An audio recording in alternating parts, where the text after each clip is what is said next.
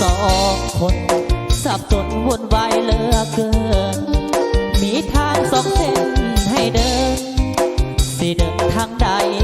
นอนเองถ้าหากจะแต่งสิแต่งกับคนใดดีแฟนกุญใจเต็มทีมีใจหักกันสองคนแฟนคนหนึ่งจ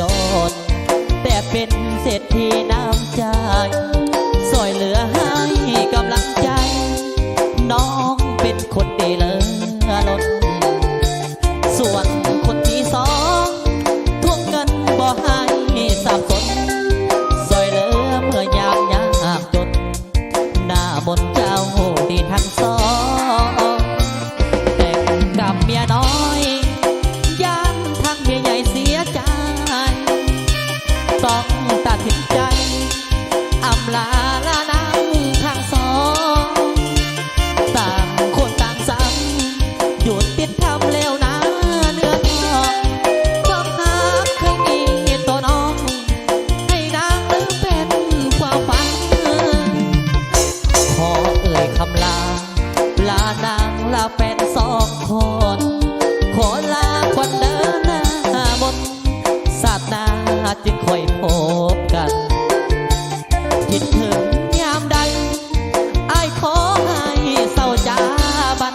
อวยพรทั้งสองคนนั้นให้ได้แฟนที่ดีกว่าอ้าย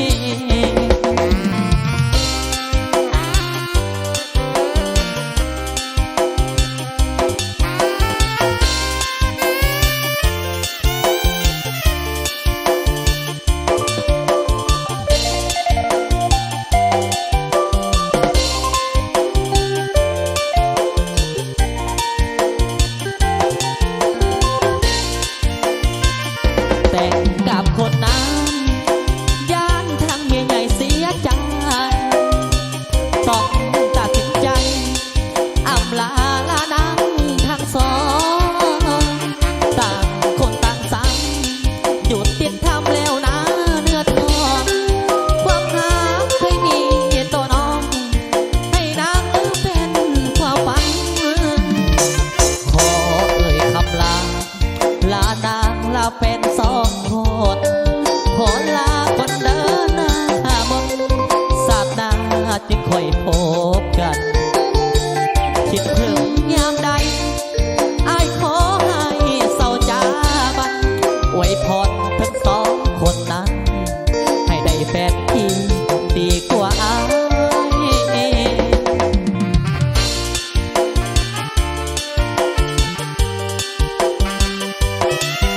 อ้ายต่อเลยเด้อเสียเป็นสวัสดิ์